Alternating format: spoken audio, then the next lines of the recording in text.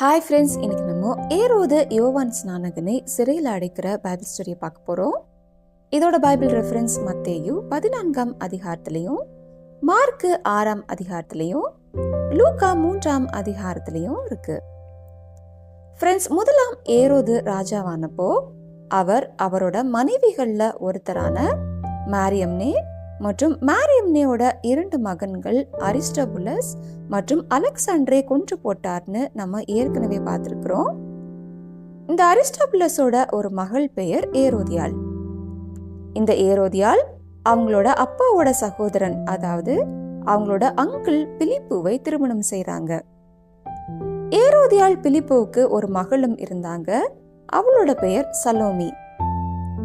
கலிலியாவை ஆளுகிற ஏரோது ஆன்டிபாஸும் ஏற்கனவே திருமணமானவர்.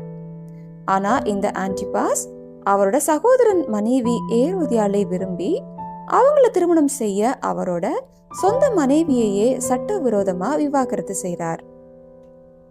ஆன்டிபாஸ் ஏரோதியாளை வசப்படுத்தி ஏரோதியாளையும் அவங்களோட கணவர் பிலிப்பு கிட்ட இருந்து விலக வைத்து இப்படி சட்டவிரோதமா 2 பேரும் திருமணம் செய்றாங்க. ஆன்டிபாஸ் செய்த இந்த காரியம் லேவியராகமம் 18:16, 20:21 சொல்லப்பட்டிருக்கிறபடி கர்த்தருடைய பார்வையில மிகவும் அருவருப்பானது. அதனால யோவான் ஸ்நானகன் ஆன்டிபாஸை பார்த்து, நீங்க உங்களோட சகோதரனுடைய மனைவியை வைத்திருப்பது தவறுன்னு சொல்லி அடிக்கடி கண்டித்து வந்தார். அதனால ஆன்டிபாஸ் கோபம் அடைந்து யோவானை கட்டி சிறையில் அடைக்கிறார். ஏரோது யோவானை கொலை செய்ய மனதா இருந்தும் ஜனங்கள் எல்லாரும் அவரை தீர்க்கதரிசியா நினைத்ததால அவங்களுக்கு பயந்திருந்தார். ஓகே ஃப்ரெண்ட்ஸ், மீண்டும் அடுத்த பைபிள் ஸ்டோரியில சந்திக்கலாம். Bye friends.